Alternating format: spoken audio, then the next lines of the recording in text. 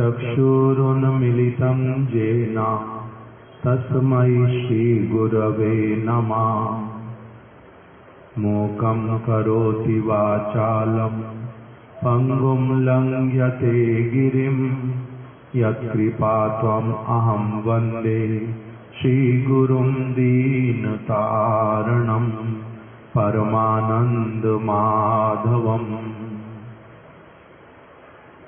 वाञ्छाकल्पतरुभ्यश्च कृपा सिन्धुभ्य एव च पतितानां पावनेभ्यो वैष्णवेभ्यो नमो नमः। श्रीकृष्ण चैतन्य प्रभु नित्यानंद श्री अद्वैत गदाधर शिवासादि गौर भक्त वृंद। हरे कृष्णा कृष्णा कृष्णा हरे हरे, हरे राम राम राम हरे हरे।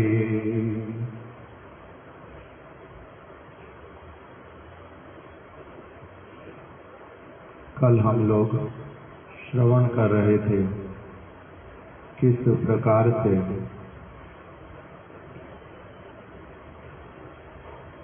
साधु संग नाम कीर्तन भागवत श्रवण मथुरावास श्रद्धाई श्री मूर्तिर सेवन सकल साधन श्रेष्ठ एई पंच अंग कृष्ण प्रेम जन्माए एई पांचेर अल्प संग। भजनेर मध्य श्रेष्ठ नव विदा भक्ति कृष्ण प्रेम कृष्ण दीते धरे महाशक्ति। सार मध्य सर्वश्रेष्ठ नाम संकीर्तन निरअपराधे नाम लय पाए प्रेम धन।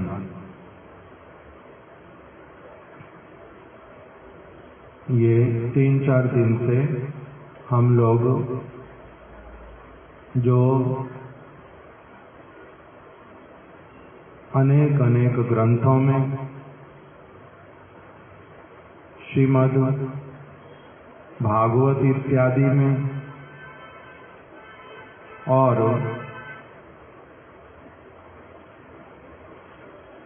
समस्त ग्रंथों में ही भक्ति का साधन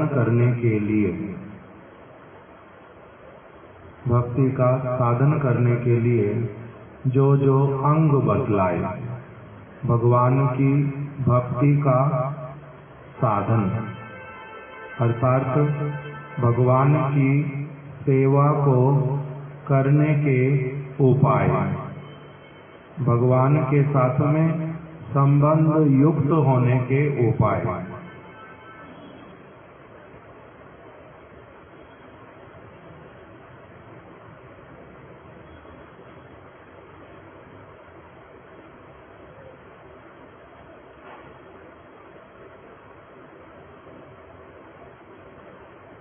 भगवान की सेवा, भगवान का संग, भगवान की कृपा, भगवान के साथ में संबंध किस प्रकार से बन सकता है।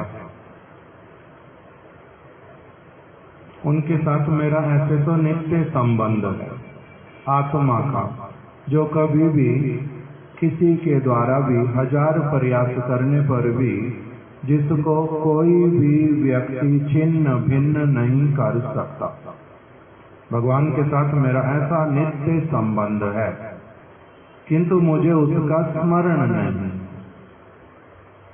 माया देवी ने मुझे वो सारा कुछ विस्मृत करा दिया है। उसी वस्तु को स्मरण करने के लिए क्या उपाय है, उसी को ही क्या कहते हैं, साधन। उस साधन के अनेक प्रकार के अंग बतलाए। उसमें से हमने पहले श्रवण किया कि अनेक अनेक शास्त्रों में, कहीं पर पुराण में, किसी स्थान पर उपनिषद इत्यादि में हमने कुछ पढ़ा नहीं है, किंतु गुरु वर्गों से श्रवण किया है। श्री चैतन्य महाप्रभु ने अपने मुख से कहा कि अनेक अनेक ग्रंथों में भक्ति के अनेक प्रकार के साधन बतलाए गए हैं, किंतु उनमें से मुख्य मुख्य 64 अंग महाप्रभु ने रूप गोस्वामी जी को बतलाए। 64 अंगों में प्रारंभ किया। चैतन्य चरितामृत में 64 के 64 अंग लिखे हुए हैं। गुरु पदाश्रय, दीक्षा, शिक्षा, विश्रम्भेन गुरु सेवा इत्यादि करके 64 अंग। उसमें से फिर नवदा भक्ति के अंग, भगवान के विषय में श्रवण करो, कीर्तन करो, उसका मनन इत्यादि करो, भगवान को प्रणाम करो, भगवान की सेवा के उद्देश्य से पुष्प, तुलसी इत्यादि चयन करके उनके चरणों में निवेदन करो, भगवान की सेवा करो, उनके श्री विग्रहों को स्नान इत्यादि कराओ, उनको भोग निवेदन करो इत्यादि। भगवान को ही अपना आत्म समर्पण करो, वही करता है, वही सर्वेश्वर है, वही उन्हीं की इच्छा से सब कुछ होता है। उनकी इच्छा में अपनी इच्छा को संपूर्ण रूप में मिला दो। इस प्रकार के सारे उपदेश दिए नवदा भक्ति में, श्रवण कीर्तनम विष्णु स्मरणम। उसमें फिर आगे और फिर बतलाया कि 5 भक्ति के अंग सबसे श्रेष्ठ, जिसके द्वारा एक व्यक्ति का चेतना जो है वो ठीक ठीक रूप में वापस लौट करके आता है। जो चेतना शुद्ध चेतना है, जो हमारी गुम गई है, जो हमारी गुप्त रूप में रह गई, उसके ऊपर बहुत सारी परतें चढ़ गई, वो चेतना पुनः वापस आती है। साधु संग करो, ठीक ठीक साधु के विषय में समझो, साधु का संग करो। संग किसको कहते हो उसको समझो, उसका लाभ उठाओ, साधु संग करो। नाम संकीर्तन करो, जिस प्रकार से साधु पुरुष उस नाम का आश्रय लेने के लिए उपदेश करते हैं, उस वस्तु को बहुत श्रेष्ठ जान करके, उसके लिए अपना समय दे करके, अपना उसमें पूर्ण रूप में मन दे करके, सम्मान करते हुए उसके लिए अपना कुछ समय व्यतीत करो। आप भगवान का नाम, इसी में ही अपना समय प्रदान करो। नाम प्रभु का पूजा करो, हृदय में उनको स्थान दो। नाम संकीर्तन, भागवत श्रवण, भगवान की जो वाणी उसको श्रवण करो। भगवान के वास्तविक स्वरूप को पूर्ण रूप में निखार के साथ में प्रकटित करने वाले जो महत् पुरुष, उनका अनुगत्य, उनकी शरण, उनमें दृढ़ विश्वास रख करके सुखदेव गोस्वामी, नारद ऋषि, व्यास देव जी, मध्वाचार्य जी, श्री चैतन्य महाप्रभु, रूप गोस्वामी, सनातन गोस्वामी, इनके जो सारे वचन वो कैसे वाले हैं? परम मंगल प्रदान करने वाले, भगवान का सुष्ठु रूप में वर्णन करने वाले। उन सभी वस्तुओं को श्रवण करने की, पठन पाठन करने की, कीर्तन करने की अपने लिए क्या करो? अब उसको अपने जीवन में स्थान दो। भागवत श्रवण, इन सब की वाणी कैसी है? सभी जीवों के परम मंगल के लिए, इसमें उनका कोई स्वार्थ नहीं है। आप जो व्यक्ति उसको ग्रहण करेगा वो अमृतमय वस्तु को प्राप्त करेगा।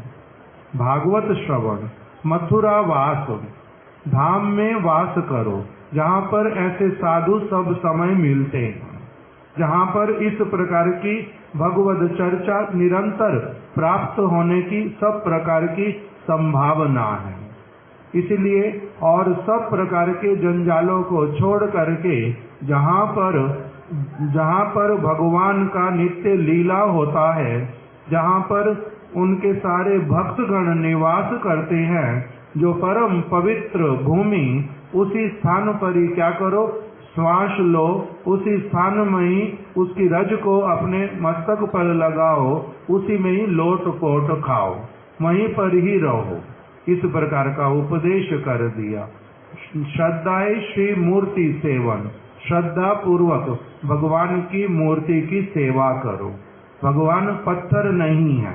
तुम्हारा ये वाला जो कुदृष्टि वो तुम्हारा चला जाएगा यदि तुम क्या करोगे, साधुओं का संग करके, भागवत को श्रवण करके और धाम में वास करके, नाम संकीर्तन करके, जब भगवान के प्रति प्रेम जो है वो क्रमशः वर्धित होता जाएगा, तब तुम्हारे उस प्रेम के वर्धित होने के कारण तुम उनको क्या दर्शन कर पाओगे, विग्रह नहीं, तुम्हें साक्षात ब्रजेंद्र नंदन। कि ये कोई पत्थर की, लकड़ी की कोई बुत परस्ती, ये सब नहीं है। आप साक्षात भगवान हैं, ये वस्तु अनुभव में आएगी। ये भक्ति के अंगों का सुष्ठु रूप से पालन करने पर। तब उसमें आया धाम वास। धाम वास करना चाहिए किसको, सभी को ही, सभी के लिए निर्देश दिया। जिसका परम सौभाग्य उदित होता है वो व्यक्ति क्या करता है, धाम में वास करता है, नित्य निरंतर। हम लोगों ने श्रवण किया था 2 प्रकार के धामवासी। एक तो नित्य धामवासी, श्रीमती राधिका, श्री ललिता, विशाखा सखी, शिला भक्ति विनोद ठाकुर, श्रीमन महाप्रभु, रूप गोस्वामी, सनातन गोस्वामी, ये नित्य धामवासी। ये आई गोलोक वृंदावन से हैं, वहां से आकर के इस धरा धाम पर अवतरित हुए हैं प्रभु की इच्छा से, और यहीं पर ही उन्होंने सभी जीवों को भगवान का नाम, भगवान के साथ में, भागवत के साथ में, धाम के साथ में, श्री विग्रह के साथ में जोड़ दिया। उनको इन सारी वस्तुओं के प्रति उनका अच्छा भावना जो है उदित कराना प्रारंभ किया। तो ये तो नित्य धामवासी, चाहे वो इस धरा धाम पर आकर के जो वृंदावन धाम इत्यादि, नवद्वीप धाम इत्यादि उसके अंतर्गत रहें, अथवा धाम से बाहर कहीं पर भी सेवा के उद्देश्य से अथवा मनुष्य उचित लीला करने के लिए कहीं पर भी क्यों न रह रहे हों, वो तो नित्य धामवासी हैं ही हैं। हम किंतु अब दूसरे वाले जो साधन भक्ति के अंगों का पालन करेंगे, ये तो सिद्ध महापुरुष, इनको साधन करने की आवश्यकता नहीं है। वो जो कुछ भी करके दिखलाते हैं जीवों को केवल मात्र शिक्षा देने के लिए करते हैं, अन्यथा वो तो अपने आप से सब समय धामवासी, सब समय अप्राकृत सेवा में नियुक्त, उनको किसी को कहना पड़ता नहीं, उनको किसी को दिखाने के लिए कुछ करना भी पड़ता नहीं। वो तो मुक्त महापुरुष नित्य धामवासी, उनका हो गया अलग। साधन भक्ति के अंगों में जो बतलाया 5 प्रमुख अंग हैं, उसमें से एक धामवास। ये किसके लिए है, जो व्यक्ति अभी साधन करने की इच्छा करता है, जिसमें अभी अनेकों प्रकार के अनर्थ हैं, किंतु महाप्रभु उनके परिकरों की वाणी में दृढ़ विश्वास हुआ। महाप्रभु ने ही कह दिया राय रामानंद प्रभु के मुख से, सर्व त्यजी जीवेर कर्तव्य कहाँ वास, सब कुछ छोड़ करके कहाँ पर वास करना चाहिए, श्री वृंदावन भूमि जहाँ नित्य लीला रास। श्री वृंदावन भूमि में वास करना चाहिए, जहाँ पर क्या है, नित्य रास विलास इत्यादि होता है। वो वृंदावन भूमि एक जो अनर्थग्रस्त व्यक्ति, उसको भी बहुत पवित्र करने वाली, माता की भांति उसको स्वीकार करके पुत्र को, पुत्री को, संतान को जिस प्रकार से सब प्रकार से लालन पालन करते हैं, वैसे वो सब प्रकार से व्यक्ति का लालन पालन करने वाली, वहाँ के वृक्ष, वहाँ की नदी, वहाँ का पर्वत, वहाँ की धूली, वहाँ के जो समस्त लीला के उपकरण, वो सारे क्या हैं, चिन्मय, भगवान का स्मरण कराने वाले, उनकी ओर ले जाने वाले, इसीलिए धामवास का बहुत महात्म्य बतलाया, उसका महात्म्य बतलाया। इसलिए भक्ति के अंगों में उसको 5 प्रधान अंगों में लिया।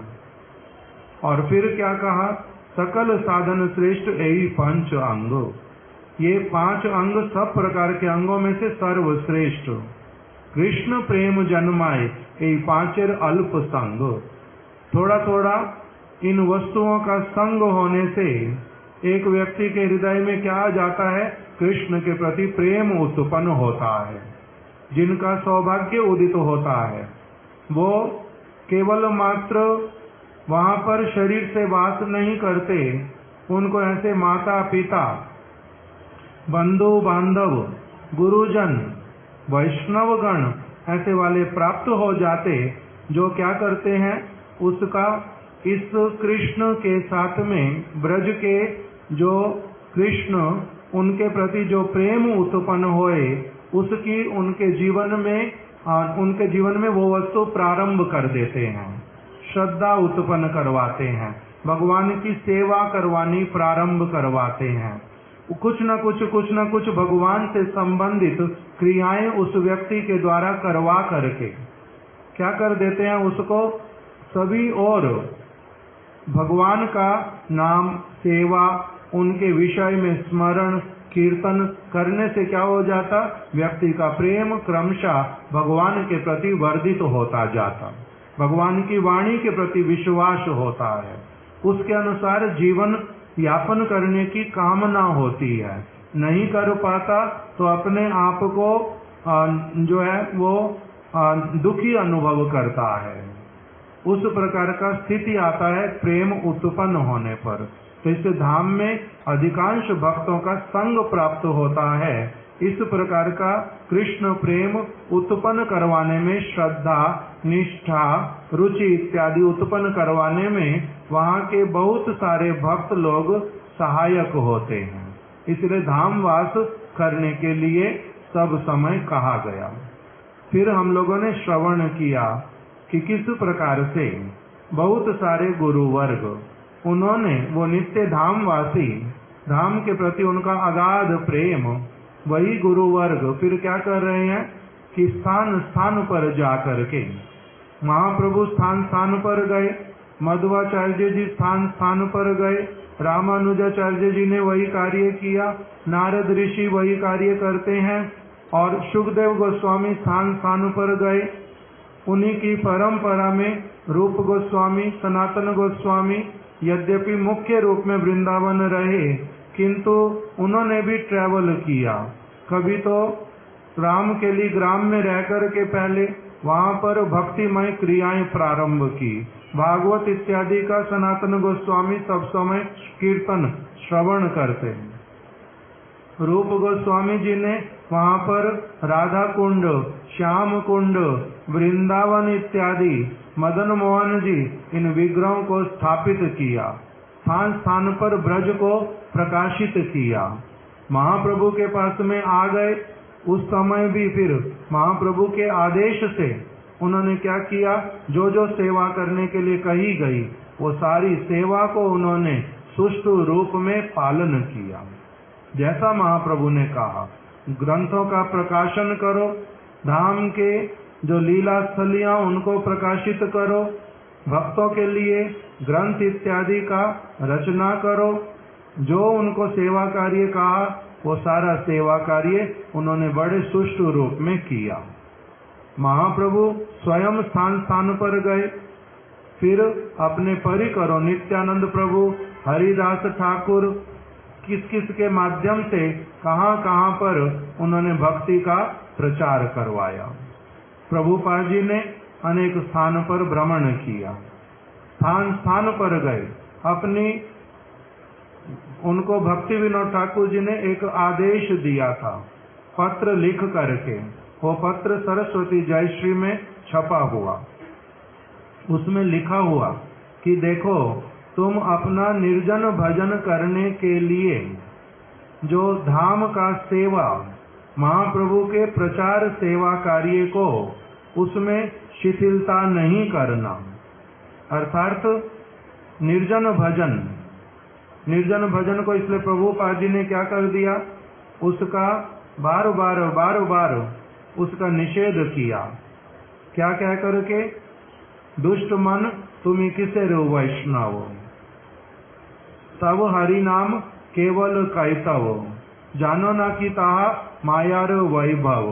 क्या कह करके पहले, दुष्ट मन तुम्ही किसे रो वैष्णव, प्रतिष्ठार तरे निर्जनेर घरे, तब हरि नाम केवल कैतव। हे दुष्ट मन तुम्हें किसे रो वैष्णव, तुम किस प्रकार के वैष्णव हो, तुमने क्या भगवान का सेवा करना प्रारंभ किया। दुष्ट मन तुम्हें किसे रो वैष्णव, प्रतिष्ठार तरे, यदि तुमने अपनी प्रतिष्ठा के लिए, यदि तुमने अपनी केवल सुख सुविधा के लिए, तुमने यदि केवल अपने आलस्य के कारण, दुष्ट मन तुम्हें किसे रो वैष्णव, प्रतिष्ठार तरे निर्जनेर घरे, यदि तुमने निर्जन में बैठ करके, जहाँ पर कोई तुम्हें देखे नहीं, कोई रोका टोकी करने वाला ना हो, जहाँ पर तुम अपनी स्वतंत्रता से जो इच्छा कर सको, वैसे वाला, और बाहर में सबको क्या कहेंगे, मैं भजन में हूँ, हरि नाम करता हूँ, निर्जन में रहता हूँ, मेरे को किसी से मिलने की इच्छा नहीं करती, नहीं तो ऐसा होता वैसा होता। इस प्रकार से तुम जो करते हो, प्रतिष्ठार तरे निर्जनेर घरे, तब हरि नाम केवल कैतव, हरि नाम का जो नाम तुम बहाना बनाते हो, और जो तुम माला पे हरे कृष्णा करते हो, वो सब तुम्हारा कपट। इस प्रकार का कपट करना नहीं। प्रतिष्ठार तरे, अपनी सुख सुविधा के लिए, अपने केवल मात्र स्वतंत्रता को प्रश्रय देने के लिए, इस प्रकार का नहीं करना। उस प्रकार का कह दिया। कल रात्रि में हमने पढ़ा था, प्रभुपाद जी ने लिखा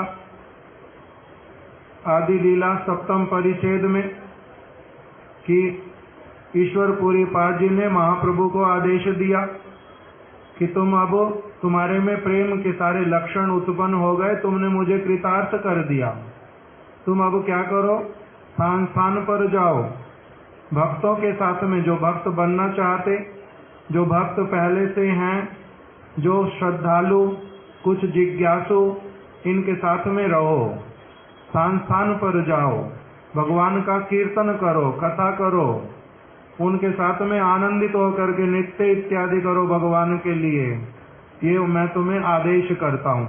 ऐसा करके जगत में सबका उद्धार करो, उन सबको भी भगवान की ओर उन्मुख कर दो, उन सबको भगवान की ओर उन्मुख कर दो। जीव बहिर्मुख होकर के अनित्य वस्तुओं में फंसे रह करके बड़े प्रकार के दुख पा रहे हैं, उनको अपने आप को पता ही नहीं है, इतना वो निम्न अवस्था में है। इसलिए तुम उनके पास में जाओ और तुम क्या करो, उनको इस प्रकार से कृष्ण के साथ में संबंध युक्त करवाओ। ये सारा कुछ जब उपदेश किया, तब वहां पर प्रभुपाद जी ने टीका में लिख दिया कि क्या महाप्रभु ऐसे वाले शिष्य जिनको देख करके ईश्वरपुरी पाद कृतार्थ हो गए और उन्होंने उनको आदेश किया, तो योग्य व्यक्ति को आदेश किया। योग्य व्यक्ति जब धाम से बाहर जाता है, तब उसका क्या होता है, उसको तो साधारण जगत का कोई भी व्यक्ति उनकी मति को कुछ फेर नहीं सकता, उनके ऊपर जगत की किसी वस्तु का, विषय वस्तु का, किसी विषयी व्यक्ति के चित्त वृत्ति का उनके ऊपर कोई प्रभाव नहीं होता। उल्टा होता है कि दूसरे लोग जो हैं, जो उनके संपर्क में आते, वो सौभाग्यशाली बन जाते और अनित्य वस्तुओं से हट के नित्य वस्तु भगवान की ओर वो लग जाते, इससे मंगल होता है। किंतु दूसरी तरफ से फिर बताया, जो व्यक्ति अभी इस प्रकार के प्रेम के स्तर तक नहीं पहुंचा, जो अभी अनाधिकारी है, उसको जगत का उद्धार कार्य करने के लिए आगे नहीं जाना चाहिए, नहीं तो उसका क्या होगा, वो जगत की वस्तुओं में फंसेगा, वो किसी का उद्धार क्या करेगा, लोग उसका उद्धार अच्छी तरह से कर देंगे, अपने पास में फिर से उसको माया के चंगुल में फंसा देंगे, विवाह करा देंगे, बच्चे उत्पन्न करा देंगे, भोगी बना देंगे, भगवान का समय बिल्कुल थोड़ा सा रखवा देंगे और उसके बाद में धीरे धीरे पूरा ही छुड़वा देंगे। इस प्रकार का होने का बहुत संभावना होता अनाधिकारी व्यक्ति का। इसलिए उसके लिए प्रभुपाद जी ने क्या आदेश किया कि ऐसे अनाधिकारी जो अभी जिनका अभी कोमल श्रद्धा है, थोड़ा थोड़ा आगे बढ़े हैं, दृढ़ निष्ठा जिनमें नहीं आया है, वो क्या करेंगे? वो निर्जन में भजन करेंगे। वहां लिखा तो निर्जन में भजन का अर्थ वहां पर हमारे परम गुरुदेव क्या करते हैं? सब समय साधु संग में रहेंगे। निर्जन शब्द का अर्थ क्या होता है? एक उसका अर्थ होता है जहां पर कोई भी व्यक्ति ना हो, उसको कहते निर्जन। और दूसरा निर्जन शब्द का अर्थ होता है जहां पर ऐसे वाले व्यक्ति जो कि भक्ति नहीं करते। जो सारे भक्ति करेंगे वो जितने भी संख्या में एक साथ में क्यों ना रहते हो, उनको ही क्या कहा परम गुरुदेव ने? निर्जन। निर्जन मतलब विशेष रूप से आपके भक्तों के संग में रहूंगा। तो इसलिए वहां पर बोला भक्तों के संग में रहने के लिए। तो प्रभुपाद जी यही कह रहे हैं कि कभी भी भक्तों के संग के बिना नहीं रहना, चाहे वो धाम भी क्यों ना हो, वहां पर भी भक्तों के संग में रहना, उससे अलग हट करके कभी नहीं रहना। नहीं तो माया बड़ी प्रबल। तुम तो अभी साधक बनने के लिए गया, तुम अभी धाम के जो वास्तविक स्पर्श उसका दर्शन वो तुम्हारा नहीं होगा। तुम्हारा तो अभी केवल उसके ऊपर जो माया ने परत बिछा के रखी है उसके ऊपर ही तुम्हारा वास होगा। इसलिए वहां पर सब समय क्या करना? निर्जन में रहना, अर्थात वास्तविक साधुओं के संग में सब समय रहना। तब तुम्हारा क्या हो जाएगा? तब तुम्हारा धाम वास होगा। इस प्रकार का उपदेश किया। तो महाप्रभु स्थान स्थान पर गए और प्रभुपाद जी ने 64 मठों का स्थापना किया और समस्त गुरुवर्गों ने, उनके आश्रित जनों ने देश विदेश में स्थान स्थान पर मंदिर बनाया, मठ बनाया और उसमें भी बहुत सारे भक्तों को सेवा में लगाया। उसमें मुख्य रूप से बतलाया कि जो वहां पर आसपास में रहने वाले गृहस्थ भक्त जिनका अभी ऐसा वाला एंटेंगलमेंट है कि वो सारा कुछ छोड़ करके वो धाम में, वृंदावन में संपूर्ण रूप में जाकर के नहीं रह सकते, उनको सबसे अधिक सुयोग देने के लिए कि भगवान को यहीं पर प्रकटित कर दिया, धाम को यहीं पर लेकर के आ गए। ये धाम का एक क्या है?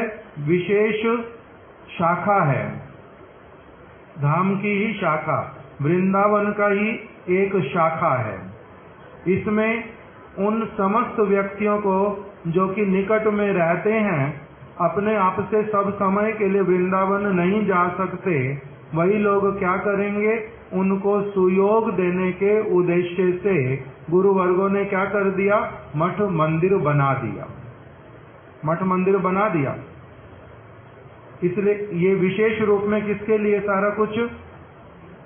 जो जहां पर रहते वहां से पूरी तरह से अभी जा नहीं पा रहे, मोह माया के चक्कर में पड़े हुए, किंतु अंततः कुछ कुछ चलना प्रारंभ करना चाहते, इस ओर उनको सुयोग प्रदान करने के लिए गुरुवर्गों ने इस प्रकार का लीला प्रकटित किया, धाम के एक ब्रांच को प्रकाशित कर दिया।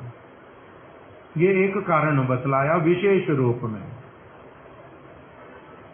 उनके लिए प्रकटित किया कि वो धीरे धीरे क्या करेंगे? सेवा करके अग्रसर होएंगे भगवान के साथ। कभी कोई सेवा करेंगे शारीरिक, कभी कुछ मानसिक, कभी किसी प्रकार से, कभी किसी प्रकार से। धीरे धीरे इनका अधिकार उन्नत होएगा, इनका जो अविद्या का बंधन है वो शिथिल होएगा, भगवान की ओर अग्रसर होएंगे। इनके लिए ये सुयोग प्रकटित कर दिया। एक ये कारण बतलाया। और एक बात मन में आ रही थी किंतु अभी भूल रहा हूँ साथ साथ। हाँ, अभी फिर से आ गई। शिला भक्ति सारंग गोस्वामी महाराज जी प्रभुपाद जी के साथ में एक समय प्रचार में थे, नैमिषारण्य ना कि लखनऊ, कोई एक स्थान। वहां की रानी ने, उस समय तो राजा रानियां होते थे, उस समय ब्रिटिश रूल था, किसी किसी स्थान पर राजा रानियों के हाथ में भी बहुत कुछ था। तो उस समय एक रानी ने, जिसका जो मैनेजर वो था विदेशी व्यक्ति, ब्रिटिश का, इंग्लैंड का, वो माता ने प्रॉमिस किया कि मैं आप लोगों को यहाँ पर ये वाला भूमि खंड दूंगी मठ बनाने के लिए। प्रभुपाद जी ने स्वीकार किया, बड़ी प्रसन्नता हुई कि हम अवश्य यहाँ पर मठ बनाएंगे। तो बाद में उसका जो मैनेजर, उसने उसको उल्टी पट्टी पढ़ा दी। ये लोग बंगाल के लोग, हम लोग इनको ये इतनी बड़ी जगह जो 10 लाख रुपए की है, उस समय 10 लाख रुपए की वो जगह, ये 10 लाख की इतनी बड़ी जगह हम इनको क्यों देंगे? बंगाल के लोग, हम अपने यहाँ के लोगों को देंगे, हमारे यहाँ के लोगों का उत्थान होगा, इनको जमीन बांटेंगे। उन लोगों को क्यों जमीन देनी? वो लोग बंगाल से आए, 10 लाख की जमीन बंगाल के लोगों को हम क्यों दे देंगे? फिर जानी का मन बदल गया, उसने बोल दिया फिर से लिख करके कि हम आपको जमीन ये नहीं दे पाएंगे, हम अपने ही लोगों को यहाँ पर देंगे, जिससे कि हमारे लोगों का उत्थान होगा। हम लोग आप लोगों को क्यों दे 10 लाख रुपए की जमीन? लिख करके भेज दिया। तब प्रभुपाद जी थोड़ा सा मन दुखी हुआ, जो पहले वचन दे करके फिर भगवान के लिए देने की इच्छा किया, अब फिर बदल गए। किस किस प्रकार का लोगों का चित्त वृत्ति, हमने तो उसको पहले फोर्स नहीं किया था, अपनी आपसी स्वेच्छा से देने के लिए आई, और अभी क्या बोलती है कि मैं नहीं दूंगी। कोई नहीं, उसी समय स्टेशन पर पहुंचे थे प्रभुपाद सारे भक्तों के साथ में। सारंग गोस्वामी महाराज जी ने जब प्रभुपाद जी के मुख से ऐसा सुना, तब उन्होंने कहा कि प्रभुपाद मैं अभी पहले उनके पास जा रहा हूँ, तो अभी गाड़ी आने वाली है, कोई बात नहीं, गाड़ी ये छूट जाएगी, मैं कल वाली गाड़ी में आ जाऊंगा, मेरे को वहां पर जाने दो, क्या करना वहां जाके मैं देखता हूँ क्या कर सकता हूँ, बोल करके चले गए। वहां जाकर के मैनेजर से मिले कि आप लोगों ने हम लोगों को जमीन देने के लिए रानी ने प्रॉमिस किया था, और हम लोगों ने अपनी मैगजीन में उसको छपवा दिया। वो कोट पैंट पहनते थे, हाथ में एक झोला लेकर के जाते थे। उन्होंने अपना डायरी पेन इत्यादि निकाल लिया मैनेजर के सामने कि आप लोग का जो कारण अपने वचन से फिरने का, वो मेरे को बताओ, मैं लिखता हूँ। मैं वकील हूँ, गौड़िया मठ की तरफ से आया हूँ, आप मेरे को बता दो कि आपने जो पहले वचन दिया फिर बदल गए। हम लोगों ने तो पत्रिका में छपवा दिया था, आपने हम लोगों को डिफेम करवाया कि एक बार बोलते हैं मठ बनेगा वहां पर, जमीन मिल गई है, अभी दूसरा बोलेंगे जमीन नहीं मिल रही जी, इसलिए आप लोगों हमारा अपमान करवा रहे हो, मेरे को बोलो ठीक ठीक रूप में क्या कारण है कि क्यों नहीं दे रहे। तो उसने बोला कि आप लोग बंगाल के 10 लाख की हम लोग आप लोगों को क्यों देंगे, हम अपने यहाँ के लोगों को देंगे। इन्होंने लिख लिया, लिख करके रानी को बुलाओ, रानी से बात करनी है, तुम तो केवल मैनेजर, उनके ऊपर मैं 10 लाख का नहीं 20 लाख का जुर्माना ठोकूंगा, उसको 20 लाख रुपए देने पड़ेंगे 10 लाख की बात करती। बुलाओ उसको। साथ साथ बुलाया, बुलाने पर रानी ने जब वही बात बोली कि हम लोग आप लोगों को क्यों दें जमीन 10 लाख की, तो इन्होंने रानी को साथ साथ बोला जी पागल, ये इसने तुम्हें पागल बनाया, बोल रहे 10 लाख की जमीन तुम बंगाल के लोगों को क्यों दोगे, हम ये जमीन उठा करके ले जाएंगे, जमीन कहाँ पर रहेगी, जमीन उठा कर ले जाएंगे, कहाँ रहेगी जमीन। तो रानी ने क्या कहा, जमीन तो यहीं पर ही रहेगी किंतु आपकी हो जाएगी। तो इन्होंने कहा हमारी नहीं होएगी, हम यहाँ पर उल्टा जगह जगह से पैसा लेकर के आएंगे, यहाँ पर पैसा लगाएंगे और आपके लोगों को वास्तविक उत्थान आपके लोगों का करवाएंगे। कैसा पागल तुम्हारा बुद्धि है कि हम तुम्हारे से कुछ लेकर के यहाँ से चले जाएंगे, उल्टा जगह जगह से मांग करके लाएंगे, साधु होकर के। बनाने के लिए तुम्हें ही देना चाहिए, ऐसे तो जगह भी देनी चाहिए, बनाने के लिए भी देना चाहिए, किंतु हम लोग अपना पैसा ला करके यहाँ पर बनाएंगे और तुम तब भी क्या सोच रही हो कि तुम हमारे को दे रही हो जमीन। उल्टा हमारा तुम्हारे को कृतज्ञ होना चाहिए कि हम लोग अपने पैसे ला करके तुम्हारे यहाँ पर मंदिर बना करके तुम्हारे सारे लोगों को सौभाग्य प्रदान करेंगे, सेवा का सौभाग्य देंगे। तो इसलिए ठीक ठीक बताओ, अभी जमीन देंगे ना नहीं देंगे, नहीं तो 20 लाख रुपए का जुर्माना। तो उसने बोला जी जुर्माना, जमीन तो लूंगा ही लूंगा, वो तो तुम्हारे को फिरने नहीं दूंगा। तुमने बोला कैसे? हमारी पत्रिका में छपा हुआ। जमीन तो लेंगे ही, साथ में जुर्माना बताओ, 20 लाख देना कितना देना। तब वो हाथ पैर पकड़ने लगे, तब उनसे 2 लाख रुपए लेकर के आए, लिखवा करके। तो ये इसके भीतर में, ये तो ऐसे साधारण कथा लगती है सुनने में, किंतु इसके बीच में शिक्षा क्या दे रहे हैं कि जहां पर स्थान साधु अगर कोई बना देगा, वहां के लोगों का परम सौभाग्य, उनसे कुछ लेने के लिए वो करते नहीं, बल्कि उनको सौभाग्य प्रदान करने के लिए वो कार्य करते हैं। किंतु इतना बुद्धि आए किसका? इतना आसान है बुद्धि ये वाली आना? इतनी आसान बुद्धि होती नहीं, इतनी आसान बुद्धि होती नहीं। प्रभुपाद जी जैसे जो महत्व पुरुष, वो किसी स्थान को अपने लिए बनाते नहीं, अपनी सुख सुविधा के लिए, सबके मंगल के लिए वो प्रयास करते हैं उल्टा। तो इसलिए एक उद्देश्य क्या हो गया, वहां के लोगों को जो है वो सौभाग्य प्रदान करने के लिए। अब वहीं पर ही फिर कौन रहेंगे संभालने के लिए? फर्स्ट प्रायोरिटी सब समय यही वाली होती कि जो वहां के लोग हैं वो अच्छी तरह से दायित्व लेकर के सारी चीजों को अपने आप से करेंगे। बीच बीच में कोई साधु पुरुष आकर के उनको उपदेश करेंगे, कथा कीर्तन इत्यादि सुनाएंगे।